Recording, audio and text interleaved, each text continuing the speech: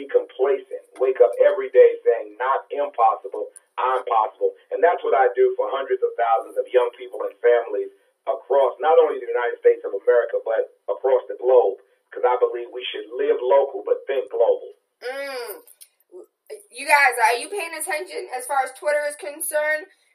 Keith L. Brown, 1911. That sounds like a divine 9 number to me. But Keith L. Brown, and make sure you tweet, because that sounded like something that needed to be tweeted. Yes, we should live local, but think global. It is definitely a divine 9 number, November 17th, 1911, Howard University. You get the picture.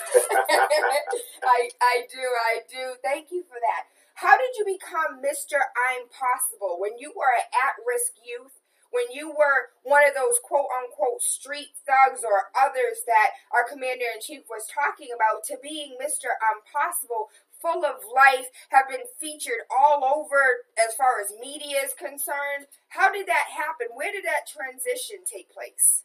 Well, even though I was labeled special ed, first of all, I was born in Savannah, Georgia, and raised in Jamaica, New York, so I had the best of both worlds. So even though I was labeled special ed and at risk, I always had educators and family members who taught me I was not special ed, but I was special. I was not at risk, but I would be taking risks. And I was not a menace to society, but I would dwell amongst men and women who would ace society. So it's very important that as we go back to school, that our young people have structure, they have a village, they have a support system, and that's what I've always had. So even though I was in special ed, and by the way, I was in special ed classes because they said I talk too much, and now I get paid to talk. So once you, like you said, we have to be very, very cognizant and careful of the labeling. But I'm going to call on all parents, faith-based leaders, the community, to shelter our young people, to put your arms around our young people, to love on our young people, and we must have high expectations. So even though there was systematic labeling in my life, the system called the community still had high expectations for me. So I was still winning speak out contests in Jamaica, New York when I was growing up, because that was my gift. And so we have to teach our young people to tap into their gift. And we have to teach our young people 4 affirmations, Tayla, that I do all across the world. 4 affirmations. I want parents to teach your young people these 4 affirmations as they go back to school. I love myself. I believe in myself. I'm proud of myself, and I'm a genius. Once again, I love myself. I believe in myself. I'm proud of myself, and I'm a genius. And when young people say, well, Mr. Brown, why am I a genius? And I say, because there's a gene in us. And that gene is called greatness. And so no matter what you're labeled, you have to understand there's greatness on the inside of you. And it's going to take our parents and our faith-based leaders and the community as a whole to pull the greatness out of our young people. Tayla, each and every day, like you, I build prospects, not suspects. Prospects, not suspects. How can, let's say, for instance, you know, you have all of this energy, you're so full of life, but this isn't the real world, Keith. Like, you grew up in New York, you know the struggle is real. As a young man out here in these streets, temptation gets the best of you. Your mama's not around, your daddy's not around, but those streets are calling your name, putting an arm around your shoulder saying, I got you. At risk. So very important that the extended family reach out. You know, we always say it takes a village to raise a child, but you know, back in the day when I was growing up, we didn't even have to say that because the village was the entire neighborhood. Your neighbor looked out for you. The woman down the street knew your name. The woman, the man 3 blocks away knew your name. I mean, they're winos on the street corner. Even though they were winos, they were still asking you and telling you to go to school to get an education. So we sheltered each other. We loved on each other. And we have to get back to a situation where we're not just comfortable because we feel we've arrived. There's nothing wrong with economic empowerment because I believe in getting our civil rights and our silver rights. But we can't get in a situation where we believe that everything is all right. We do understand. And see, I fight every day because I go into school districts where many of our young men and women will learn how to serve a sentence before they learn how to write one. Okay. Oh, I need you to repeat that again. Yes, Keith, yes. Yes, I go in school districts across the country where men and women of color will learn how to serve a sentence before they learn how to write one. And so that is why it's very important that I go in with the I'm possibilities. So whether I'm in Boston or Chicago or Cleveland as a partner in education, wherever I am, I do understand that we have to promote educational equity. And Taylor, let me just say this to all of your listeners. Poverty is not a learning disability. Poverty is not a learning disability. So just because our children and young people, many of our children and young people of color live in an impoverished situation, it doesn't mean that they can't learn. Because some of our greatest thinkers grew up in poverty. Some of our greatest thinkers grew up in poverty. So we have to understand now that our children are talented, that they are gifted. And I let them know, just like you, I'm on Facebook. But in order for you to be great, you can't just be on Facebook. You have to keep your face in the books. Not only that, I'm in the community centers. I'm on the street corners. I'm in the parks. So I'm not just in schools. I go to where the young people are, and I engage them. So I don't just tell young men to pull your pants up. It's the approach. I go up to them and say, young genius, let me talk to you for a few minutes. And I do understand that there are traps on the streets and there are traps in society. But I also believe that we have to be bigger than the traps. And we have to use our assets.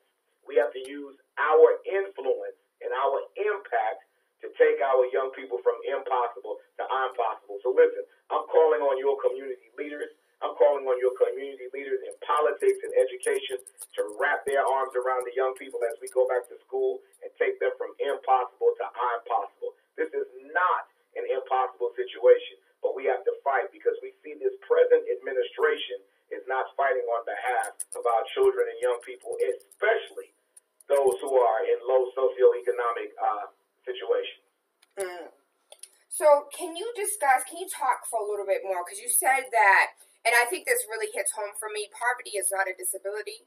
And it seems as if our children are, it seems as if that's the way that our children are taught. You know, it's a new school year. We have different organizations bringing people in from the Midwest, bringing them from the middle of America to come and help and teach impoverished children that, you know, aren't learning to the best of their ability, when the truth of the matter is our children are smart. You are absolutely correct. They're geniuses. They know how to make something out of nothing. They're just poor. So how can we as parents translate that to the teachers that are coming in, Teach for America, from all over the United States, coming into the inner cities to go ahead and pay off their student loans and give them the mindset like, listen, you're not coming to help my child. You're coming to do a job in partnership with me.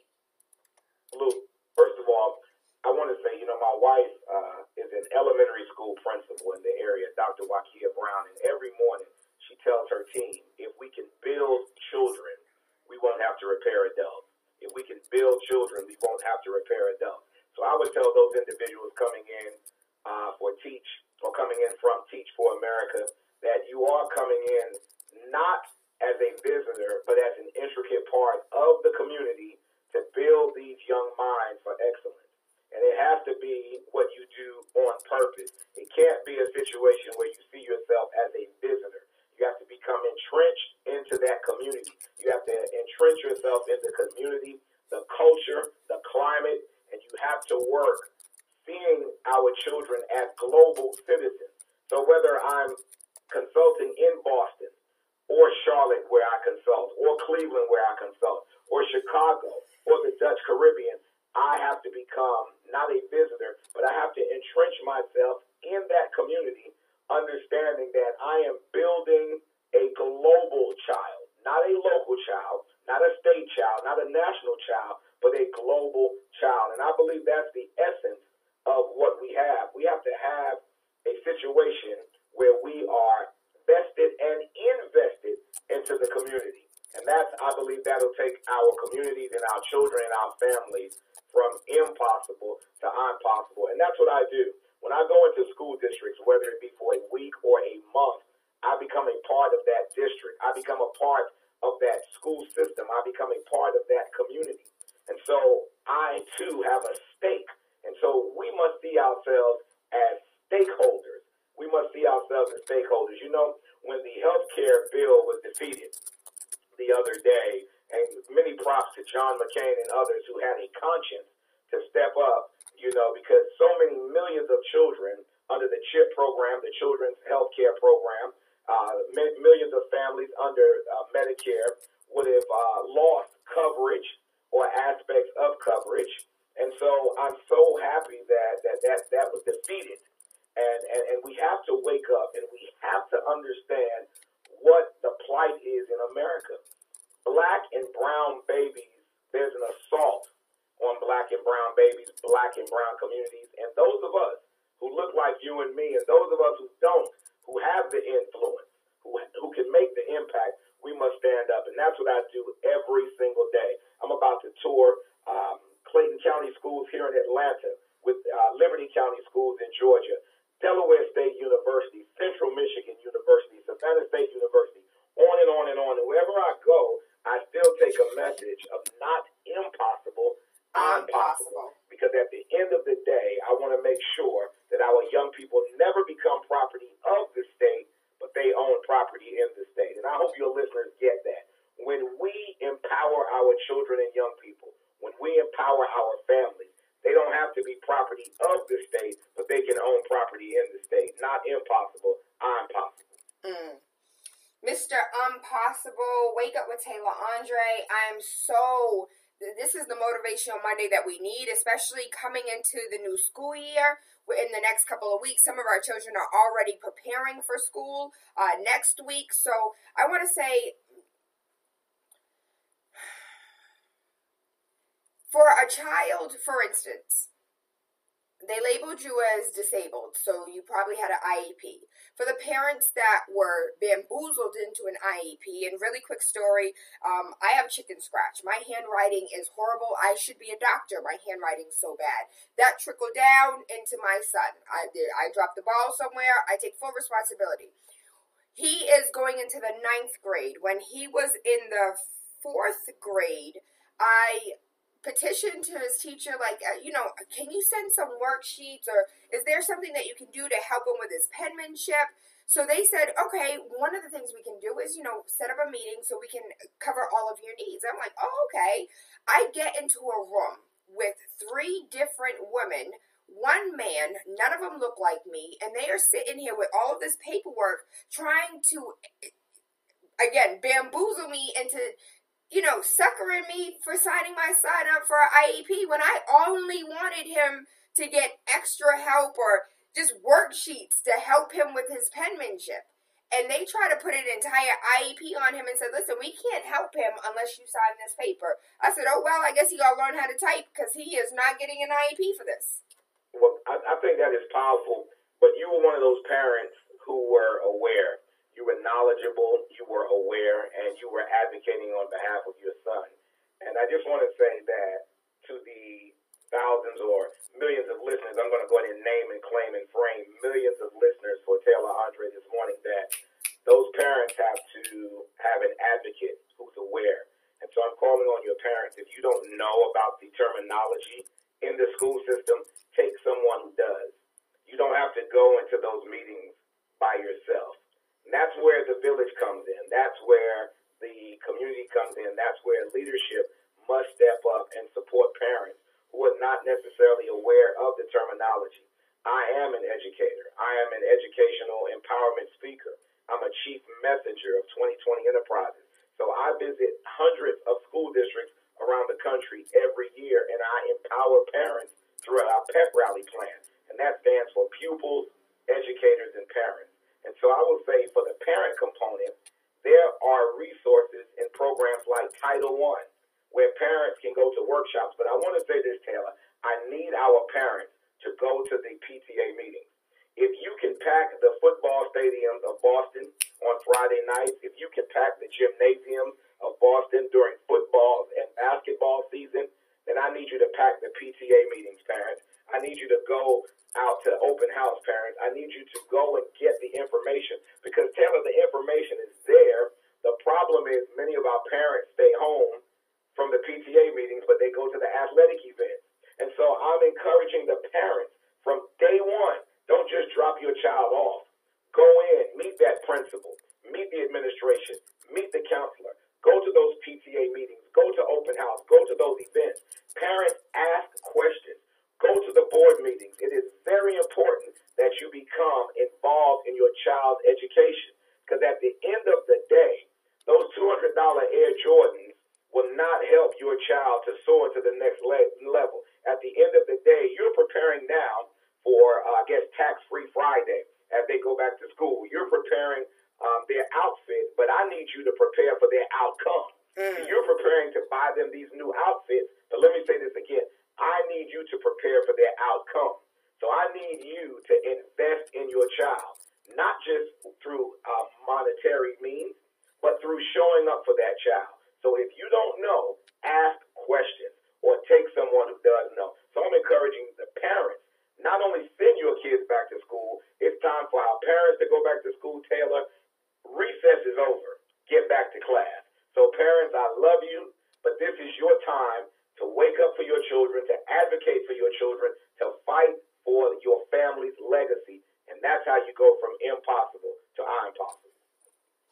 I am so motivated right now. I don't know what is a better way to start Motivational Monday. Stacy said so true. Schools of over 300 students and 5 to 10 parents are at the meetings. This makes no sense at all. But, let's be honest here.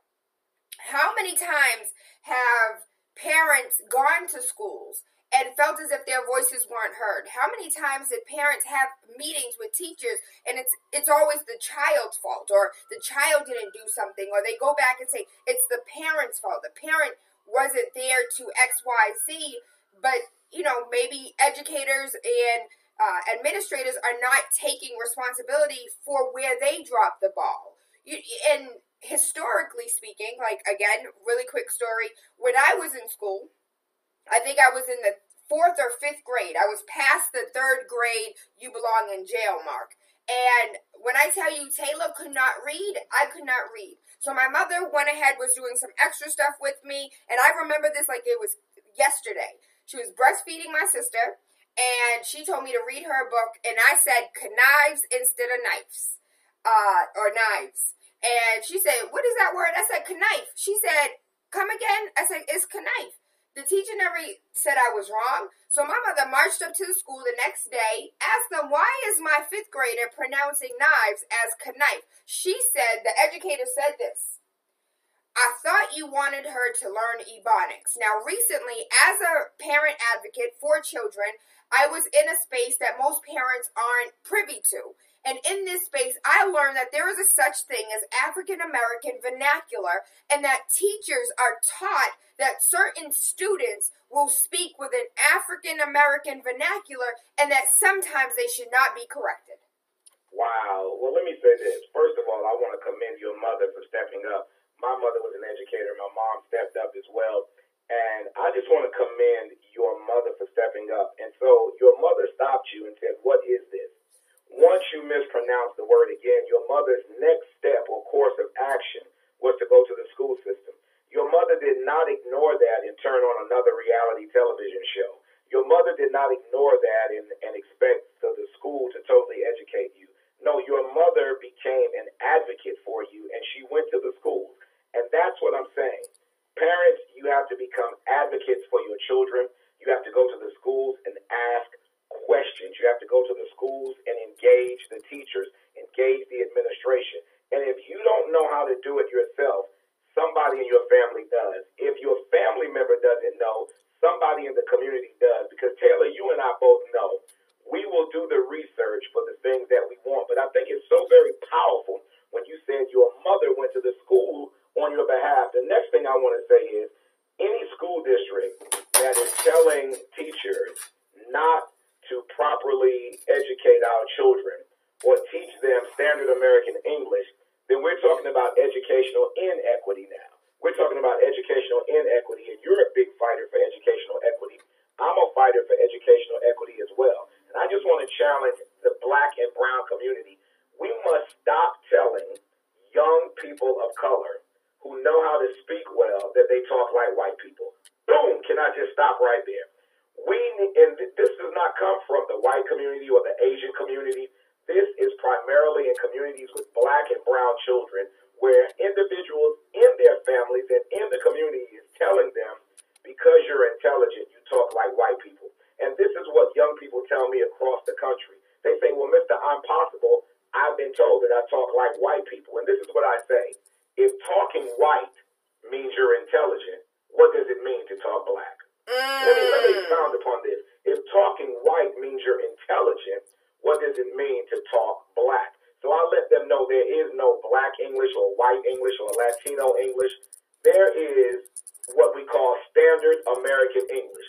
And if we want our children and young people to compete on a national and global level, they have to learn how to cross their T's and dot their I's. They have to learn subject-verb agreement. And so to say that excellence is only for white Americans, to say that speaking articulately is only for white Americans, then we are lowering the expectations for black and brown babies, black and brown young people. So why should your son, who's in the 9th grade, want to be excellent, want to soar to be the salutatorian or an honor graduate?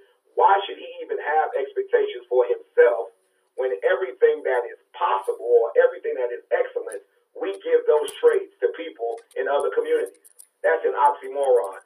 We in the community with black and brown babies, we have to stand up. And if I were looking at your son right now, I would tell your son, young man, you are a genius. Young man, you are a young man of purpose. You must be off the chains, not in the chains. Tayla, this is why I do what I do, sweetie. I do what I do because Trayvon Martin can't breathe, but we can. Mike Brown, whose blood I stood in, can't breathe, but we can. Philando Castile, Sandra Bland, 20 babies in Newtown, Connecticut, can't breathe, but we can. So as long as we can breathe, we had better breathe high expectations. We better breathe hope. And we have to stop with this dialogue that tells our children and young people that if they are seeking to be excellent, that excellence does not look like them. Not impossible, I'm possible. So we have to start doing a self-inventory in our own communities and increase our expectation level. Ooh, how are you guys feeling? How you feeling for this Motivational Monday? Great way to start off your week. We got some questions from the Facebook Live. We are currently on the line with Mr. Keith L. Brown. Mr. I'm Possible, not impossible, but I'm Possible. Marla said, when your child is academically above the grade, I've not heard any programs or strategies that cater to the challenges of academically gifted, only academically challenged children. What are ways that parents can combat this? Or this was actually, Marla, you're not the only one, because Anari and Asari are both ahead of grade level. When Anari was in, I'll name the school, Pope John Paul, as well as the Henry Grew. Henry Grew is a Boston public. Pope John Paul, I came out of pocket for that one.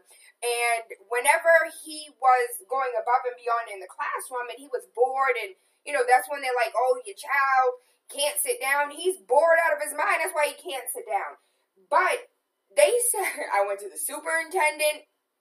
This is how I got my start in education advocacy. I went to the principal. The principal sent me to the superintendent. The superintendent sat me down and said, go back to the teacher and ask for packets. Maybe they can give him some packets.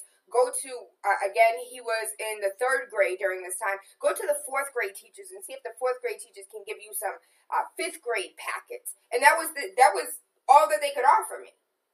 What do we do when we have children that are above and beyond because of the work that we do at home, but yet the school is not matching that expectation? I love that question. And once again, that's where we have to go to the Board of Education and advocate. That's when you become an advocate and you find out what's going on in the school district. There are programs out there. For example, I work with programs such as Gear Up, which is gaining early awareness and readiness for college. Gaining early awareness and readiness for college. That's the Gear Up program. I work with federal TRIO programs such as Upward Bound and Talent Search. I would encourage that parent to look at those programs outside the school district. If the school district is not giving you the help that you need, and that is very unfortunate, but first of all, I would say go to your local school board, because if the school district itself is not assisting you, you have to go to that school board and get some answers, because the school board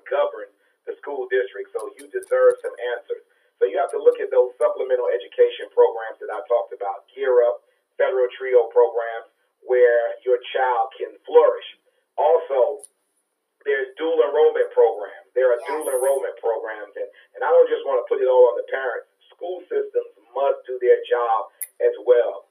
And you have to get the answers. So you don't leave that counselor's office. Those counselors have answers. Those graduation coaches have answers. And so I would say to those parents, continue to plug. Keep plugging. My wife, once again, who's an elementary school principal, on the first day for open house, she's going to empower those parents by letting them know what programs are available for those children that are labeled at risk, as well as those children who are labeled gifted. And we have to continue to raise the bar. So I encourage those parents to go to your local school boards, to do research for yourself, to look at those supplemental education programs that are out there, and continue to encourage your child to be the genius that he or she is. That's so very important. And so I do understand that there's so much focus on our children who are not doing well. Sometimes our children who are doing well, they fall through the cracks. And so I just want to say that we have to continue to empower those children and young people that are doing well, continue to make them feel as if they are assets and not liabilities. I think that's so very important. And we do that through the pep rally.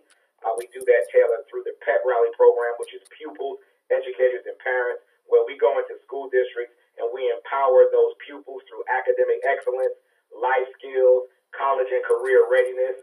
And then we empower the educators, and we talk to the educators, and we train them how to be relevant and innovative in the lives of our children. And then we empower those parents through various community initiatives in the school and out of the school. So that's the pep rally plan, and I would love to bring that plan to Boston in your area. So continue to be empowered parents. Continue, once again, to go to those school board meetings, to keep plugging, keep going to the school district. Don't give up and don't give in, because that's what the I'm possible is all about.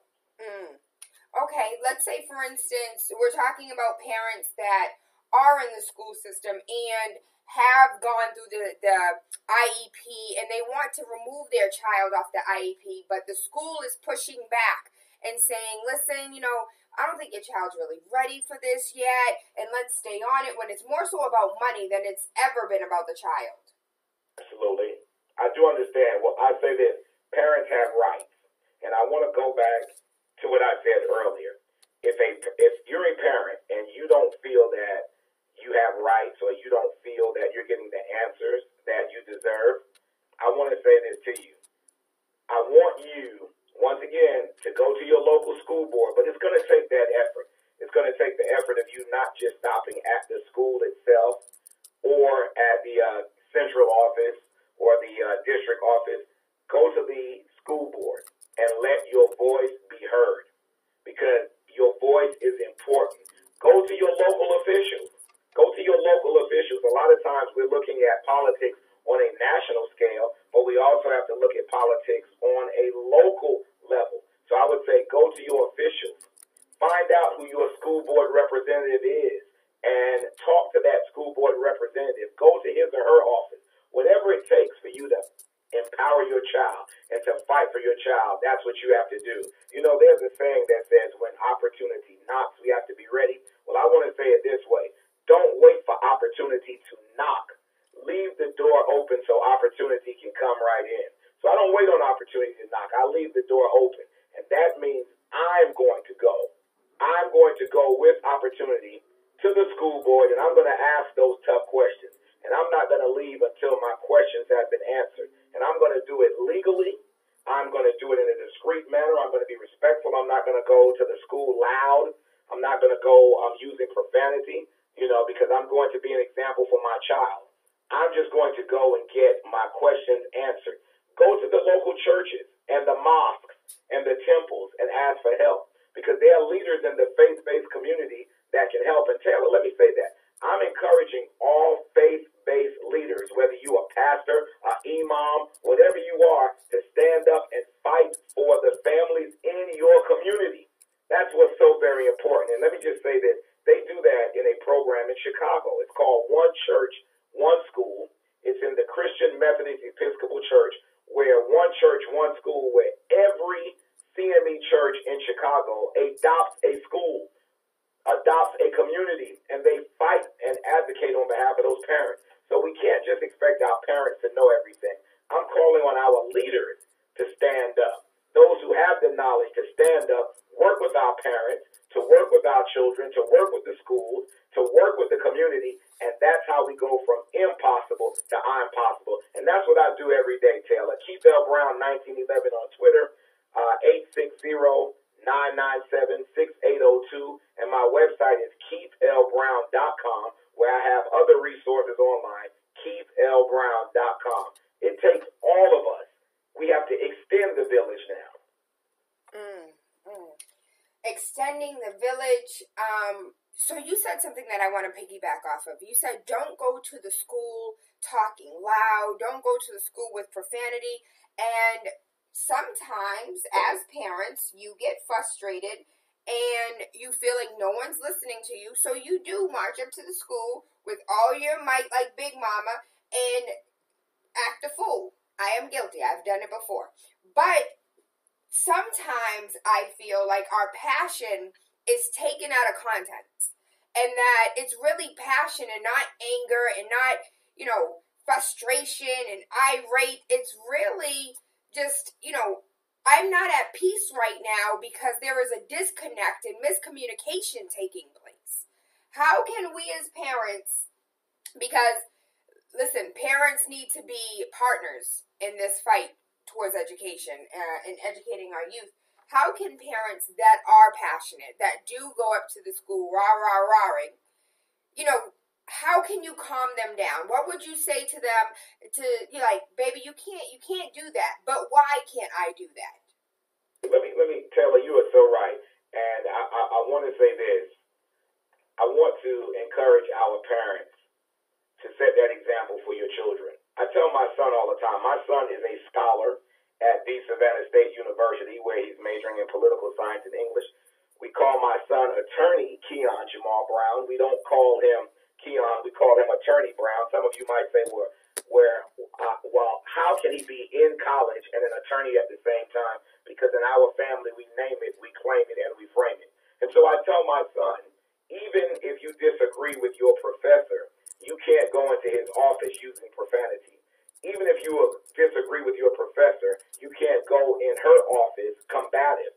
Because the moment that you go into your professor's office combative or using profanity, then you're going to be kicked out of that office, or security is going to come and remove you.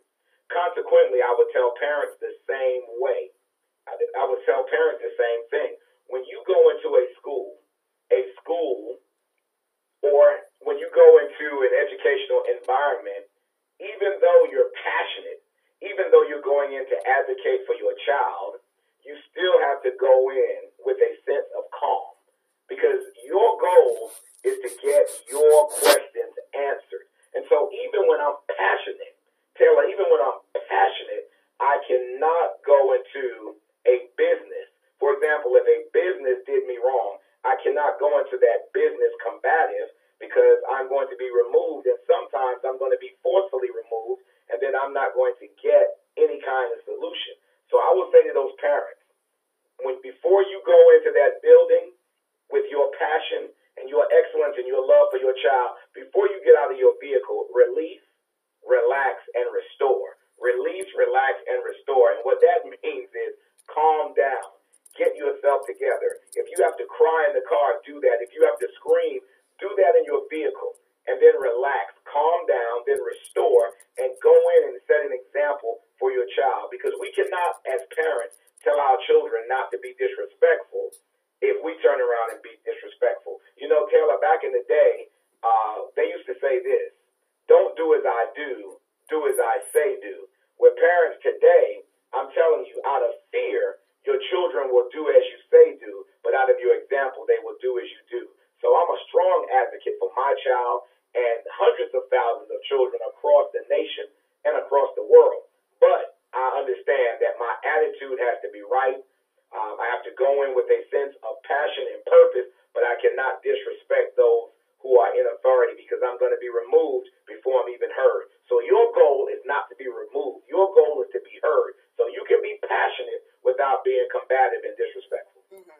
Absolutely, I totally agree. So we're coming to the top of the hour, and I have one final question because a lot of times I've asked a lot of questions in regards to, as far as parents are concerned. But what about the educators that are in the school system that are systematically working against our children? And you are a teacher, you work hard, you go above and beyond for your students, and I have a lot, like I talk a lot about these teachers. If the shoe fits, wear it. If it doesn't, leave it alone. But for the teachers that are in school, busting their behinds, making sure that our children receive the education that they know not only deserve, but the education that they themselves didn't receive.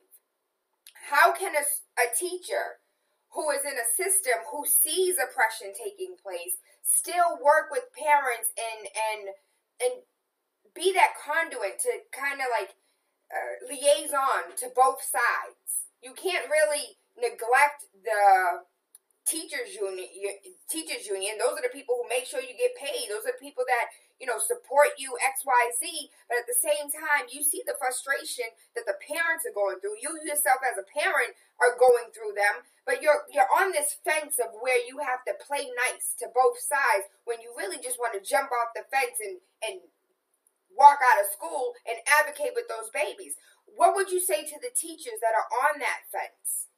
Well, I would say that what I basically did, I'm a former educator as well. I educated in one school and one classroom, but now I'm a global educator. And so I would say to those educators, continue to live with purpose, on purpose, doing your job every day, fighting for each and every individual child. You might not be able to change the system, but your classroom can be a system of excellence, a system of high expectation, a system of love and nurturing. And you need to get with your colleagues and you all form what I call a culture of caring in every school. That's so very important. And Tayla, when I know that you care as an educator and I care as an educator, then we need to link up and we need to form a village right there in that school so that when there are colleagues of ours who don't care, we have to reach those children and let them know we care, and we have to have high expectations. I will say this, many times we hear this, well, Mr. Brown, I only have them 8 hours, then they go back to their communities, they go back to their homes, but I can transform a life in 8 hours. 8 hours a day, that's 40 hours a week that I am pouring in excellence in that child and high expectation, and it does make a difference. So I would say to those educators who are on the fence, I would say to those educators, continue to be passionate. Continue to live your purpose. Because, see, there are only 2 great days in your life. When you were born and when you discover why you were born. And when you discover why you were born, that's called purpose. So to those educators that are gearing up for another year, amp up your passion. Amp up your purpose. Continue to love on those children. Continue to have high expectations. Your colleague next door might not be doing it, but you do it. You set that example. Your classroom must become an environment of high expectations, an environment where your outlook will determine your output, and your output will determine their outcome. So that's what I do in my professional development sessions all across the country.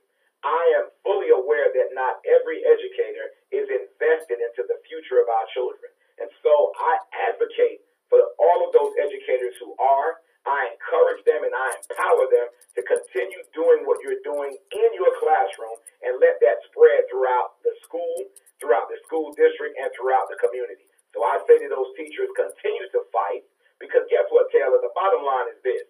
You and I both know those who taught for 25 years, and we know those who taught 1 year 25 times. Let's not get it twisted.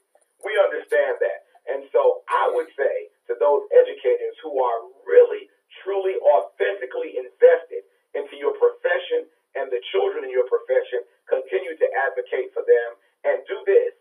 Link up with those educators who think like you, who are working hard like you, and who are diligent about their calling. And then we can create a culture and a climate of caring where our young people and our families go from impossible to I'm possible.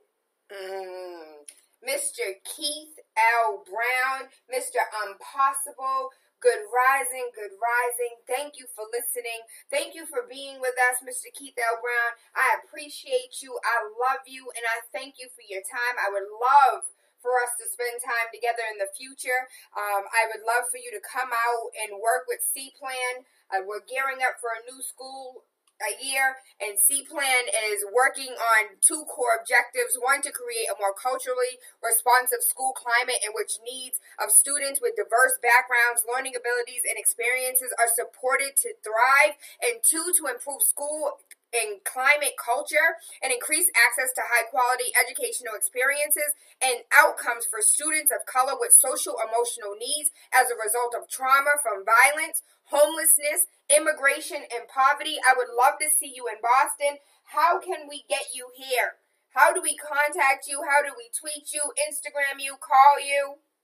You can call me at 860-997-6802. That's 860-997-6802. My website is KeithLBrown.com, KeithLBrown.com. Twitter is KeithLBrown1911.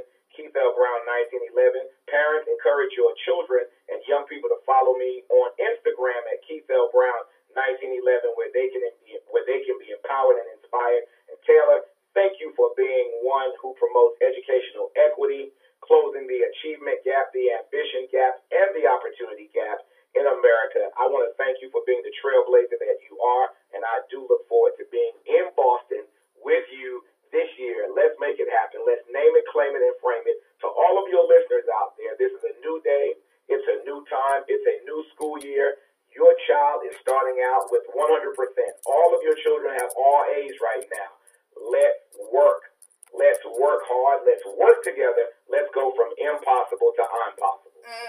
And for one last thing before you get off the line, the acronym that you gave my name, can you say that one more time?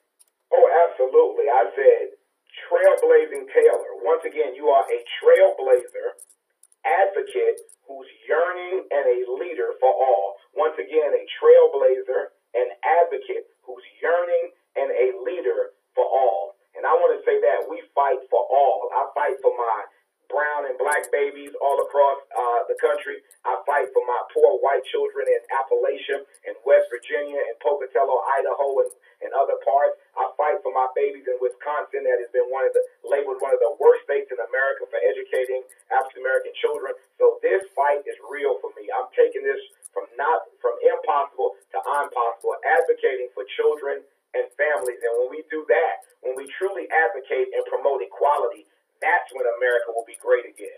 No pun intended. All pun intended. Waking Up with TaylaAndre. That was Keith L. Brown. Thank you, Keith, so much. We thank you. We love you. We appreciate you. We hope you have an amazing day today. Thank you so much, my superfluous sister. Continue to fight. Continue to live in the impossible and not the impossible. Be empowered, and we love what you're doing, not only nationwide, but globally. You are a global interfacer. Thank you so very much. And to all of your listeners, remember this. All of your listeners, remember this. Every morning you wake up and your feet hit the floor, I want you to start clapping. Why? Because it might be the only standing ovation that you receive all day. As soon as you wake up and your feet hit the floor, give yourselves a standing ovation. Not impossible, I'm possible. Woo! With that being said, mic drop. I am TaylaAndre. You're listening to Wake Up with TaylaAndre. I thank you. I love you. I appreciate you. And I hope y'all have an amazing day.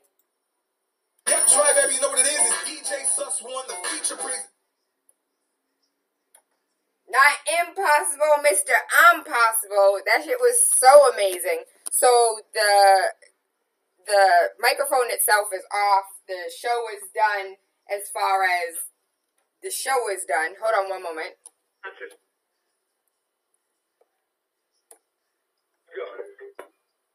Keith?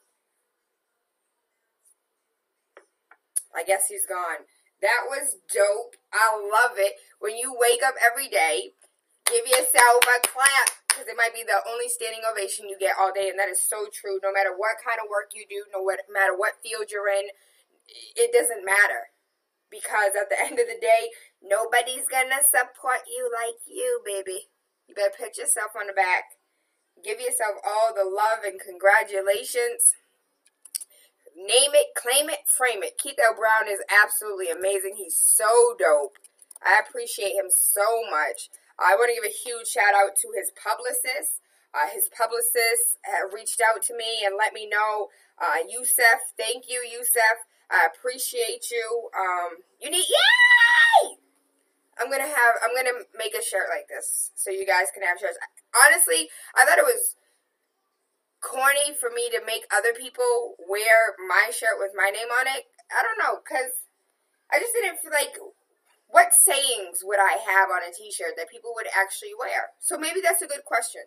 What sayings do I say that you would actually wear on a t-shirt? And maybe not to the club, but what sayings would you wear to go wash your car or go to the grocery store? And those are the sayings, I want to hug you.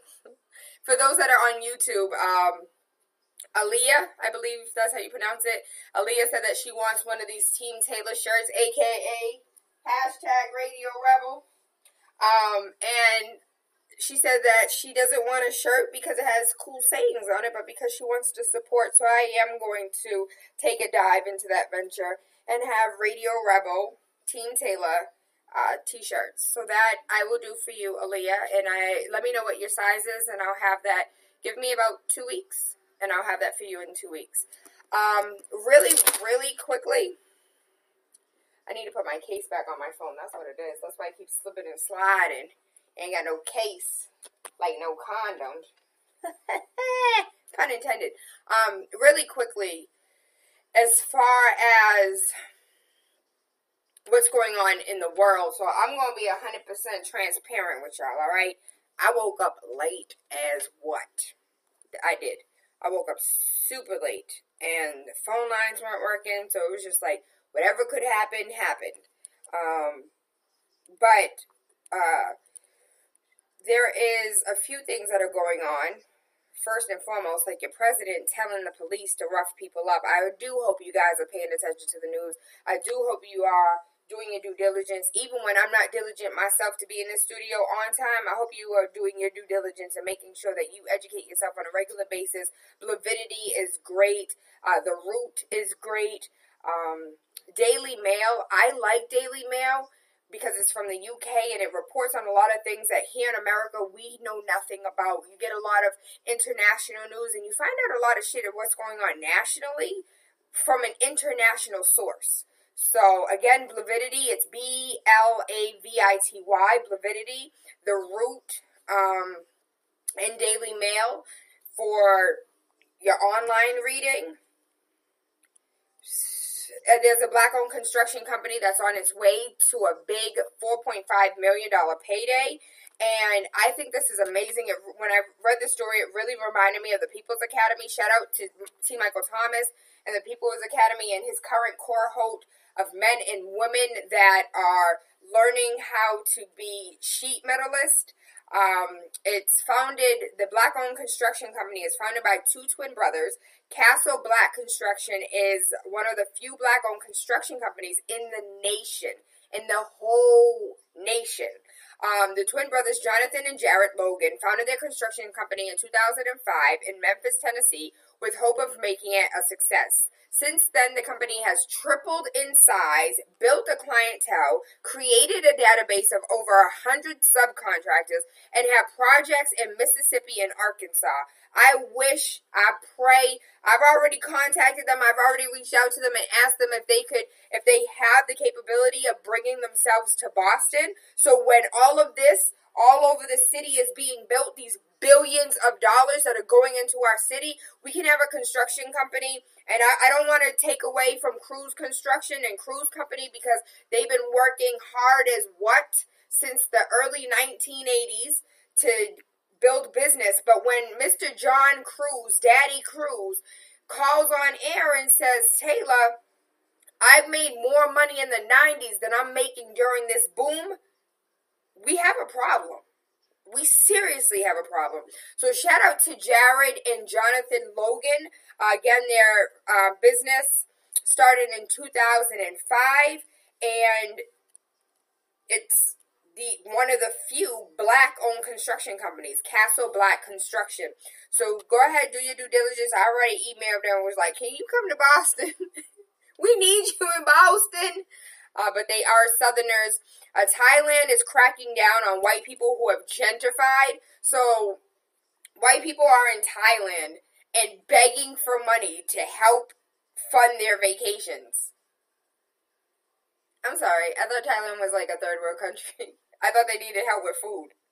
And you over here backpacking around the globe begging other folks for stuff? But yet if you go home to mommy and daddy, you're good. You backpacking across the world, but yet if you go home, you have a house to go to.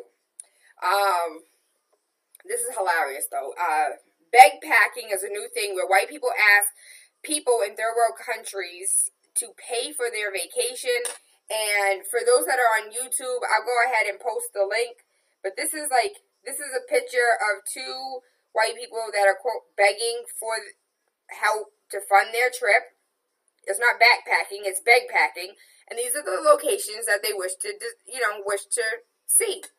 Can you help them go make their goals? Can you help pay them? Not for an education, not for health care, but so they can go travel the world for free on your dime. Yes, third world country, please do. Please do. I think it's ridiculous. According to Thai visa, immigration officials at border checkpoints are asking some foreigners who come into the nation who are on tourist visas to prove that they have $600 or more in currency, photos of tourists begging locals for cash, and in some cases asking for illegal work have been circulating recently online. So they went over there. I think it's insane. They went over there to travel the world. They ran out of money. And now you asking somebody in a third world country to help you, support you, so you can travel some more. Not for you to get home, but for you to travel more. And I think that's just so ass freaking backwards. Take your ass home and take your ass back to work. I want to give a huge shout out to Carmen. Carmen donated $10,000 to Harlem School to help teachers buy supplies. Shout out to Chance the Rapper. Shout out to all of the artists out here that are donating money.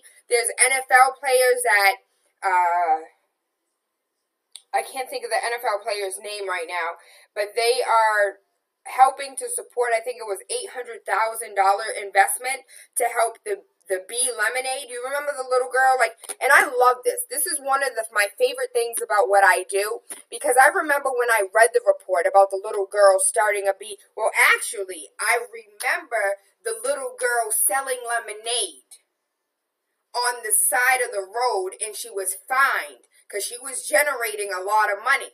So they fined her, illegal business, no, get out of here. So with her mother's help, she took that illegal lemonade stand and made it into a business. That business was then taken in by Whole Foods. Her product is currently sold at Whole Foods. To see these NFL players invest over $800,000 into her business. This is one of the reasons why I love what I do, because I saw this baby go from being an illegal lemonade stand in the media to being almost a multi-million-dollar business being sold in Whole Foods. It's a beautiful thing. It's a beautiful thing, and I really appreciate it.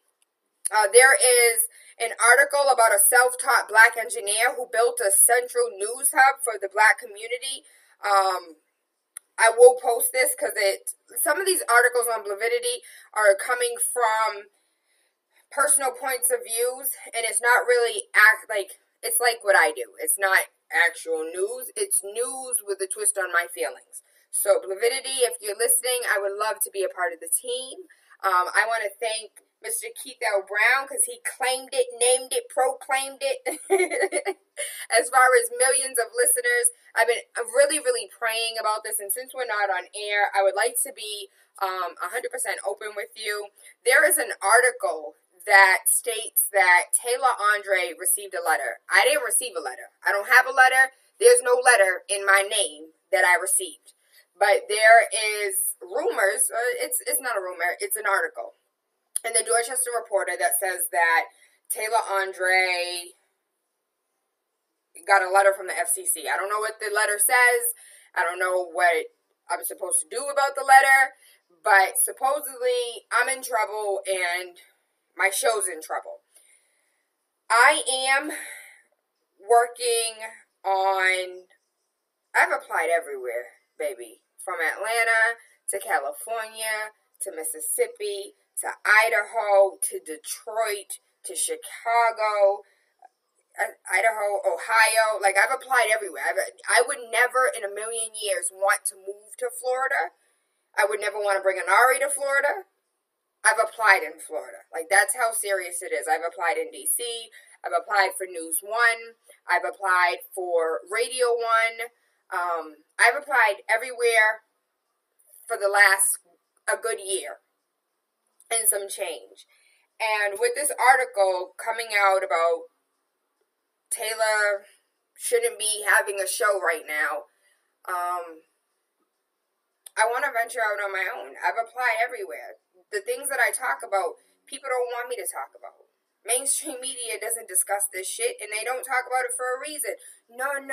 Play games. Just think about the games. I forgot the old quote back in Greece times. It's just like, give them games and chicken or games and beer and let them worry about that. Like, basically, take their attention away from the problems and just give them something to entertain themselves. That's why we have fucking football. That's why we have basketball. That's why we have all of these sports that are non-profit organizations making billions of dollars a year with no black owners.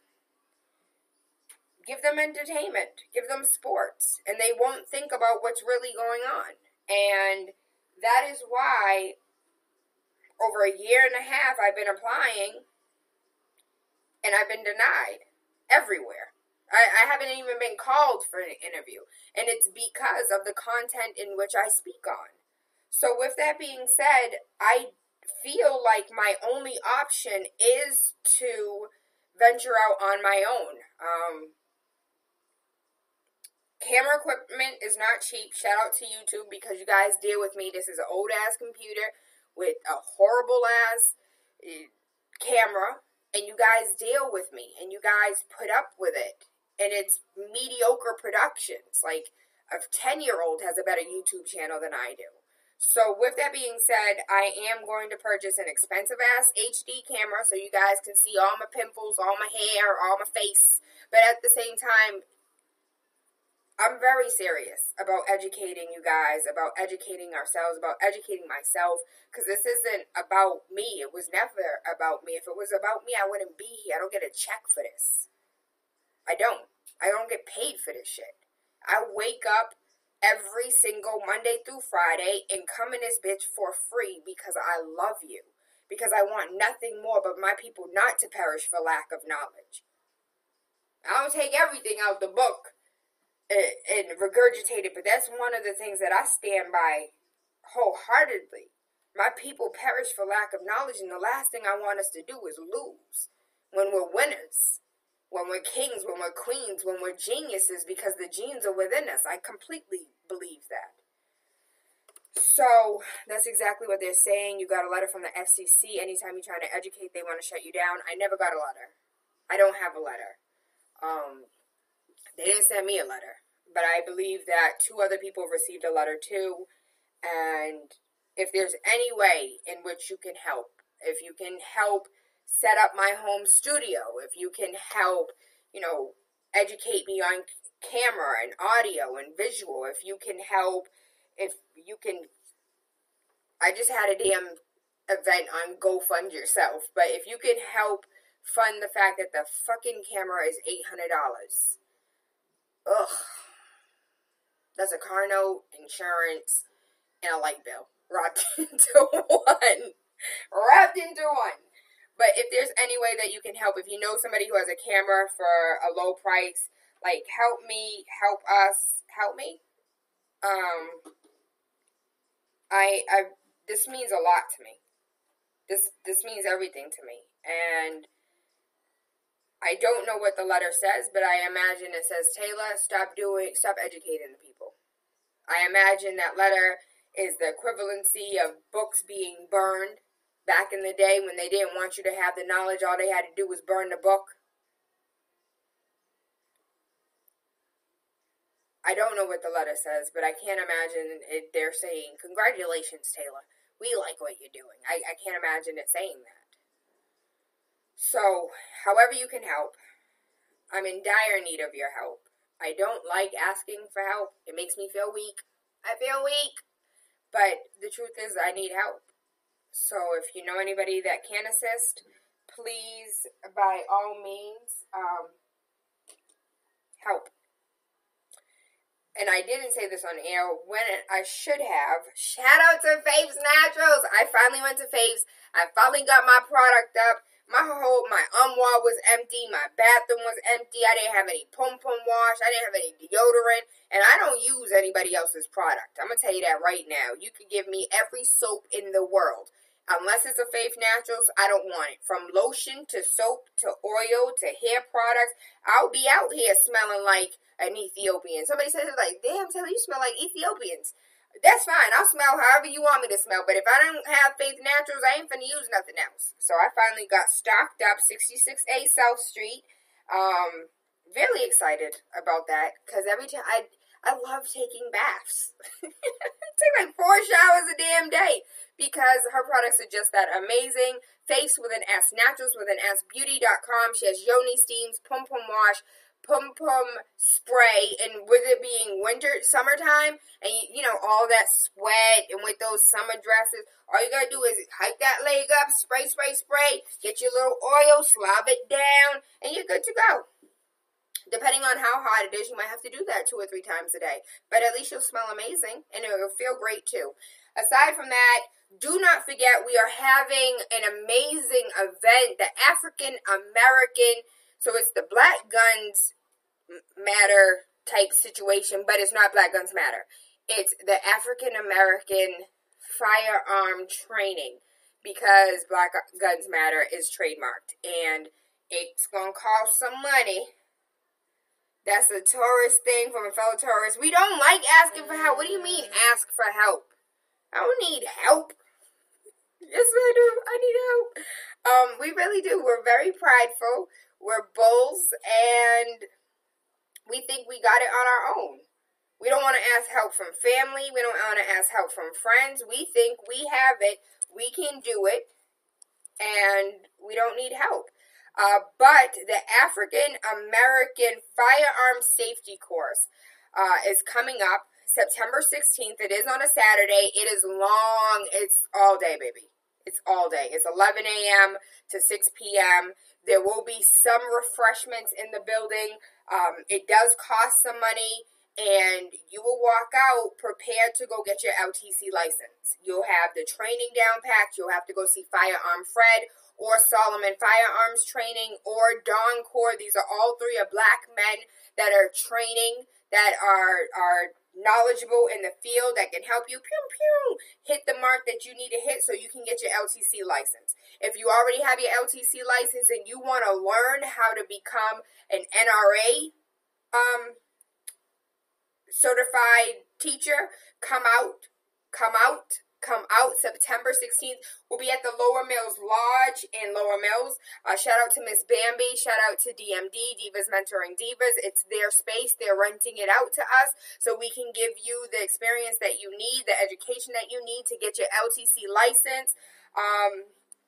It's weird that I don't have any other events going. Like, I feel 2017 has been a very eventful year for me. And I feel unsuccessful right now. Can I be honest? Can I be transparent with y'all?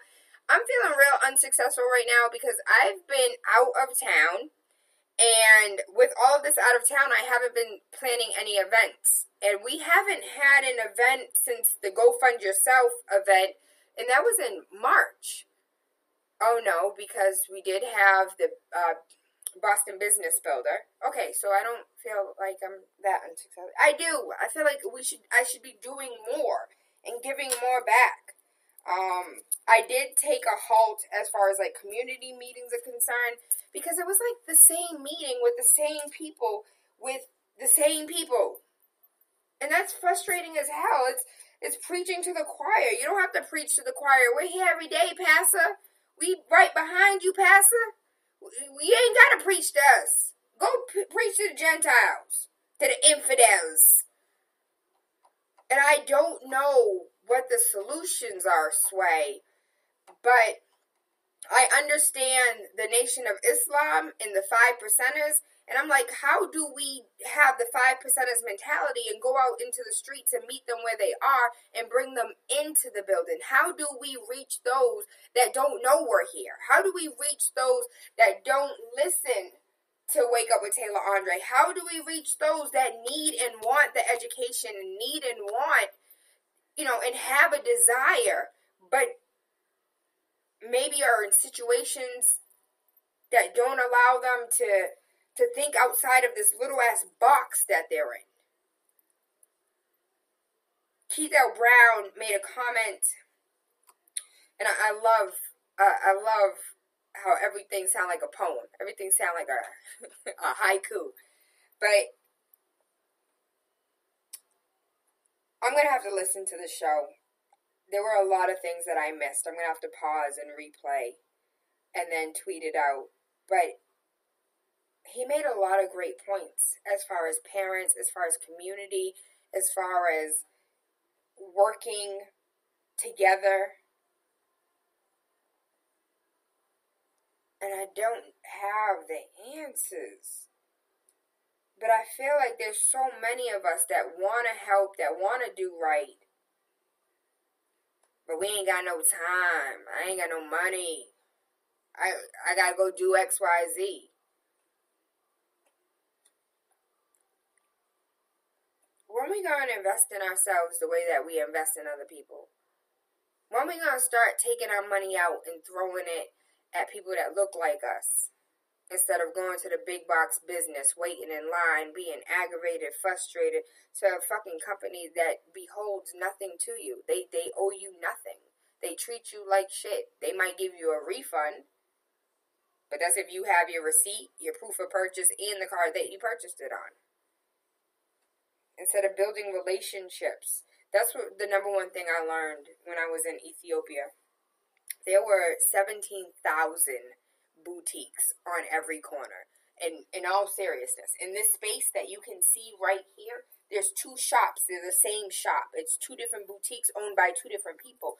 And one of my questions was, how on earth can 17 boutiques on one block all still maintain and stay, vibrant and remain in business? How can 17 different banks, seriously, banks are something, you can own a bank, I can own a bank. If you got a little bit of money and you can lend it to somebody, you can own a bank. In Ethiopia, that's nothing. Everybody owns banks. The Bank of Ethiopia, Addis Bank of Edna. When I tell you, phone companies, there was between boutiques and phone stores, that you didn't know any other stores exist. But one of the things that they told me is that it's based on relationship. So as long as you have relationships with your customers, they're going to keep coming back to you. They're not going to go over there. They don't know that person. It's all about relationships. And so here in America, we have this idea that only one can exist. Only one can thrive. Only one can win. And they do not have that belief. Even in Mercato, where there was one woman selling peas, and the woman right next to her was selling peas, but they were both doing very well. Because this woman had her relationship with her clients, and the woman next door had her relationship with her clients. It's about relationships. And we as black folks don't want to work with other black folks at all. Like, damn, I hate going to her store. The person who worked there is so rude. I stopped going to a West Indian restaurant because the owner was so rude. It's on Blue Hill Ave. She is the rudest thing on earth. And the people in her establishment are sweet as pie, but she is so ignorant and so rude. I didn't care how good the food was. I stopped going. I'm not finna give you my money and you about to treat me like shit. It's not gonna happen. I don't have the answers. I don't know. I don't know what to do. I just know that I love you guys. I want us to win. I want us to win. I want us to win. Continuously winning. Non-stop. Forever. I want us to build legacies as strong as the pyramids. Like, I want our families to get it. I want it to click. And apparently, wanting that has put me in a position where the FCC, quote-unquote, sent me a letter that I never got. So I am going to do what I really don't want to do, and I'm going to start a GoFundMe, and I'm going to ask you in however ways that you can help, whether it's $1 or $100, however you can help, whether it's setting up the studio, whether it's whatever it is. I don't know what I need to educate. I don't know what I need. But if you can help, I thank you in advance. I thank you. I thank you. I love you. I appreciate you. And I just want you to win, baby.